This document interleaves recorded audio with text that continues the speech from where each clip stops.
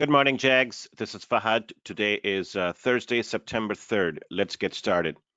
Usually, each morning when I do these conversations videos with my team, I try to bring setups that should immediately work, and setups that one can at least keep an eye out for potential breakouts or breakdowns as a way to play what's in front of us, given the news flow and given the technical pictures that we have in those very particular stocks. Every morning, it's like that for me.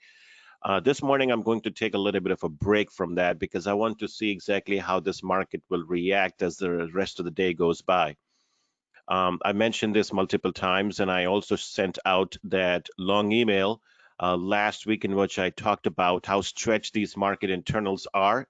And underneath, we continue to see distribution because of the overall market conditions. So whether you look at NIMO, NYSE, and total sentiment indicators and AAIM exposure index, you look at CNN fear greed index, you look at the 10% out of money delta calls in Apple or Tesla or Salesforce and any of that.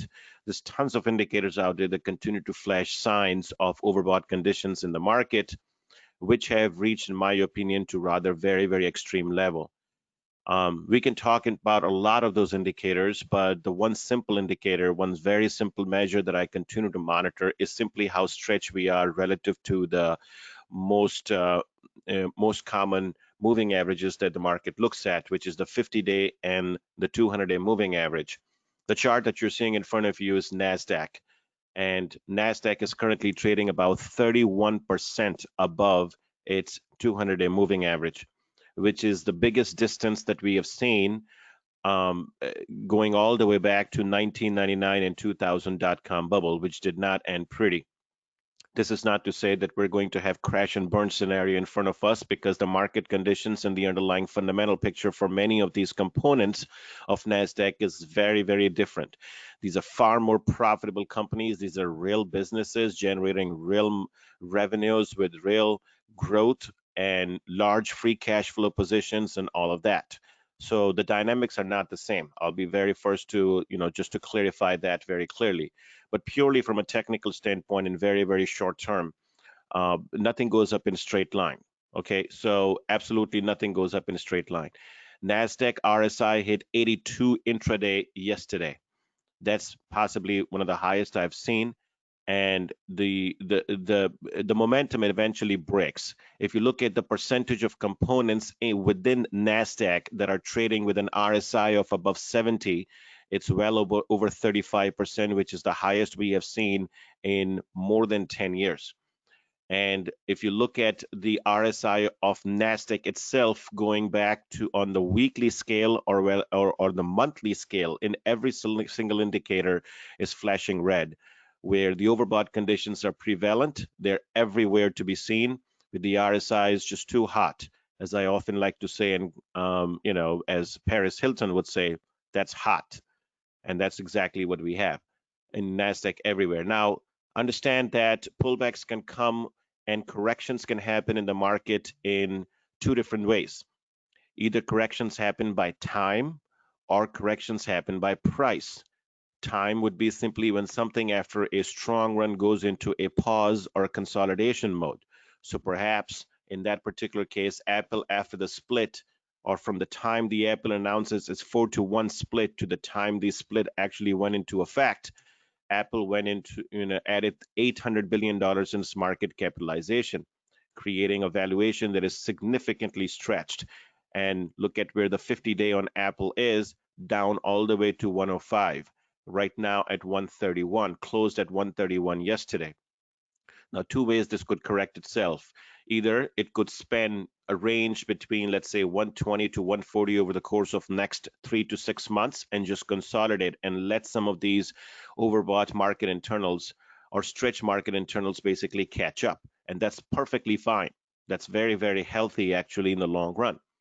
On the other hand, we could see a steep, very acute, very sharp, and very quick, rather, price correction. That would be the second way, in which we come down fast, hard and fast, we take out the 8-day, we take out the 20-day, and we go straight to the 50-day moving averages, and then we get another massive bounce from there going into what would be after the month of September and October have passed, which is the weak seasonality points from equity for equity. Then November and December tends to be the strongest period for equity market seasonality, and they generally tend to be led by the tech sector, right? So we get a very, very quick price correction, whether it lasts a couple of weeks, 6 weeks, or we get even a combination of both of those. But I think we are reaching a point where the momentum will break. We have already seen Tesla, for example, momentum broke yesterday big time when there was a bit of a rug pull. And there's a lot of other major growth stocks that have large gaps underneath the market. So Salesforce, for example, has left a major gap under with the massive earnings spike that we saw. I think partially those gaps can easily get filled, maybe down to 240 in Salesforce. And you can just go down the list. Zoom Video was another one that immediately started fading. And Zoom Video is down another 3%, 4% in pre-market right now. It's already working to close some of that earnings gap. This is the price correction that I'm talking about. These kind of quick, sharp, acute price corrections can happen very, very quickly during potentially in this weak seasonality period, September and October, and then we could have better setups to come for late this year, November and December period, or we could just simply go into the consolidation period. So I think everybody needs to just cool off here, just take a step back and just let some of this digestion take place, price corrections take place. This is not a crash scenario. This is simply this would be a healthy mechanism and nothing else. So that's all I have to say about the broad market, but I do want to make at least one point about one stock real quick, and then I'll pass it on to my team. That stock is C Limited, SE. Many of my clients know we have been bullish on this name for a long period of time when this thing was trading at $30 per share. We have presented bull case on this name multiple times since then, in Jaguar Media, in webinar, in chat room, and as a quarterly top idea for the second quarter of 2020 as well. And so this thing has been a monster. There's a little update on this stock that I think it's worth watching. If this market corrects itself and it comes in sharply, there's a gap in this stock too, C Limited, that remains to be filled all the way down to about 134.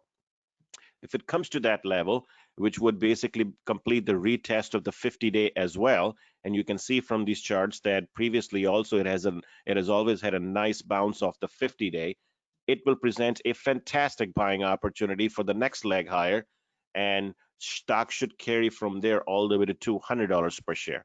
So look for these kind of setups when they pull back. There was a big news yesterday that sort of went under the radar. In case if you missed it, the India's Ministry of Electronics and Information Technology announced that 118 Chinese apps are going to be banned in the country effective immediately. 118 Chinese apps. Now, they've already done some of this action in the last month or so as well. And this is expanding that list materially.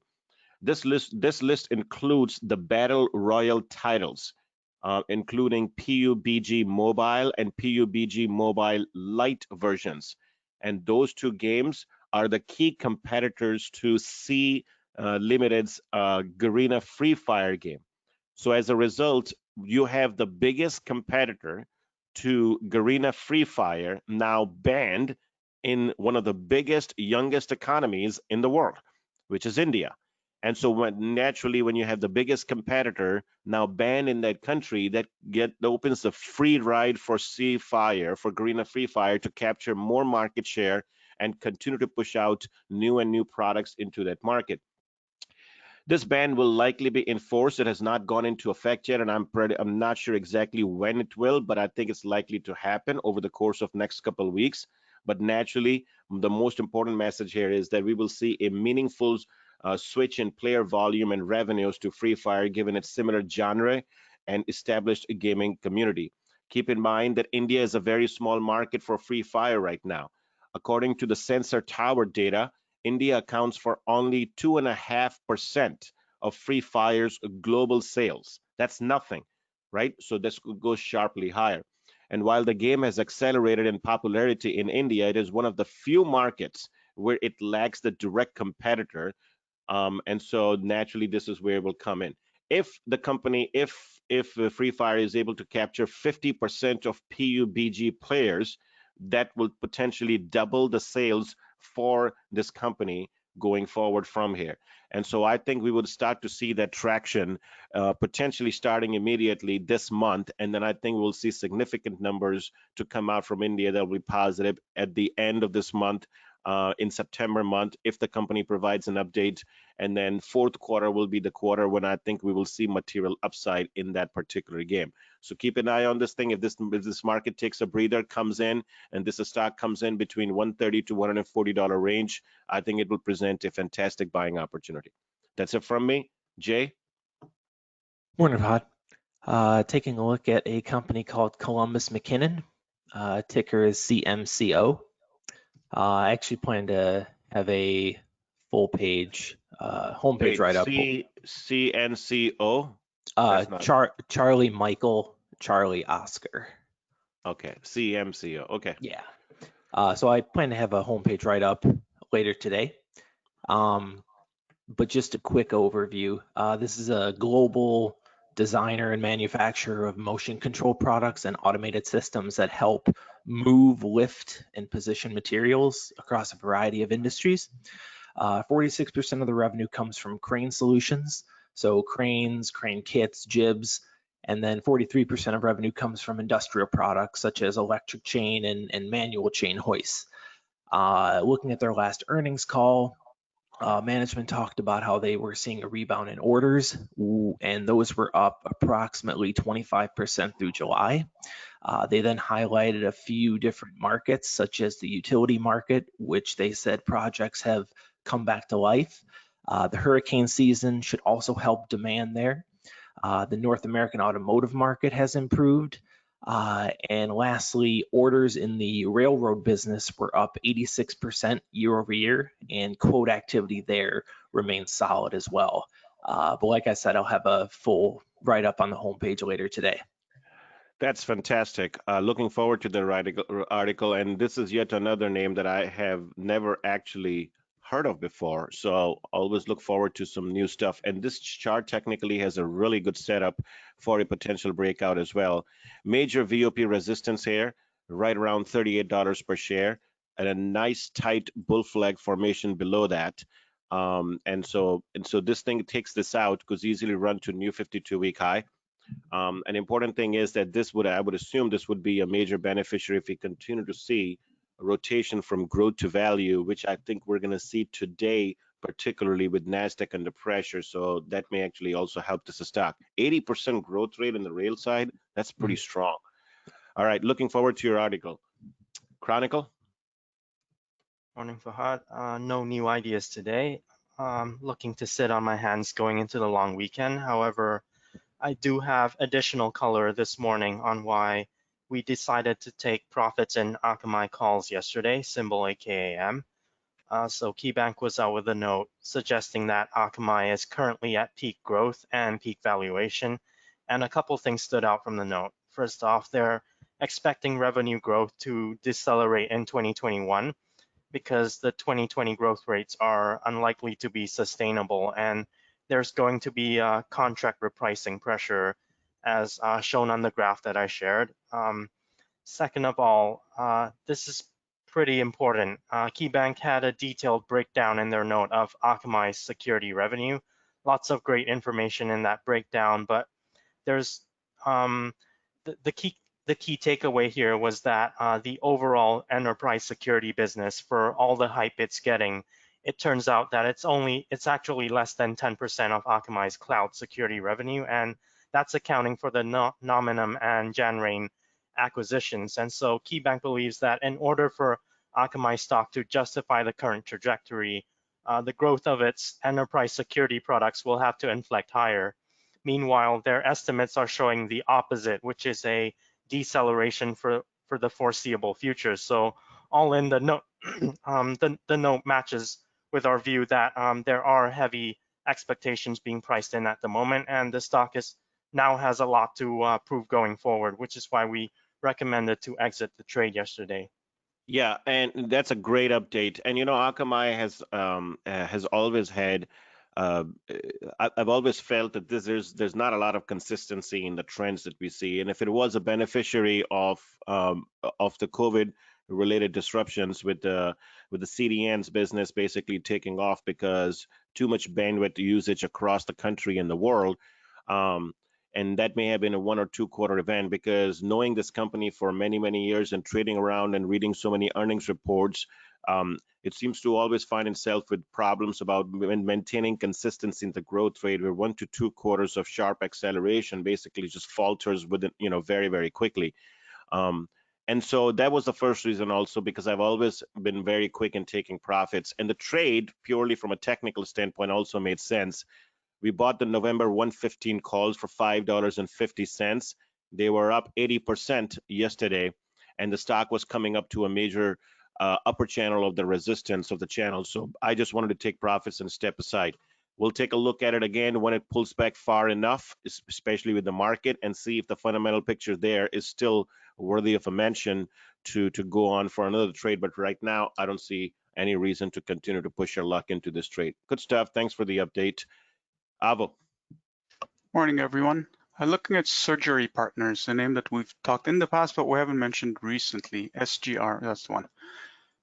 I saw some option activity yesterday. There was a buyer or buyers, I'm not sure. It might have been just one buyer, because it looks like there's some accumulation in December 25 calls. A little bit way out there, but this company has been subject, I think, to rumors of M&A before. And also there was additionally, separately, there was a bullish opening seller of 600 or so March 17.5 puts done at the bid. So that's one thing. Now I'm just looking at their numbers here. There's a note by RBC Capital after doing their yearly Nashville bus tour, but this one was virtual, obviously. So this was done in near the end of August, and this was after their earnings, which was at the beginning of August. So management had no change in what they talked about during the earnings, which was that their surgery numbers have picked up, and remarkably so, since they went practically down to zero in at some point in early April when there were lockdowns, the biggest part of the lockdowns. So year over year, or rather changes year over year, back in March, they were doing 71% of procedures from the year before. In April, it hit a low of 19%, bounced back to 74% in May and 93% in June. And apparently they were doing quite well in July as well.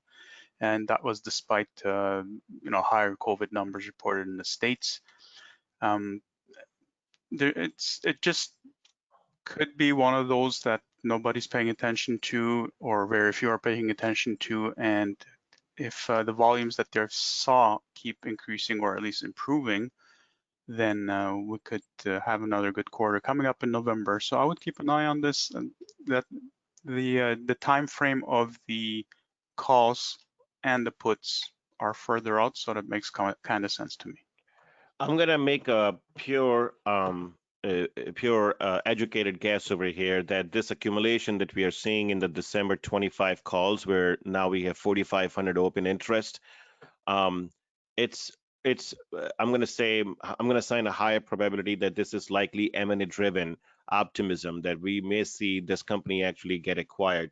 I'm just looking at my old notes over here myself. Way back in July of 2018 and October of 2018, those two twice I actually discussed this in the chat room. And here is a snapshot from the July 17, or July, sometime in the month of July 2018 sometime. And then similarly, here is the tape of our discussion on Surgery Partners. The important thing is, this is from October 2018. The important thing is that this company is now a pure play in ambulatory services. If some of you may remember, there used to be a company called EVHC, or Envision Healthcare Holdings.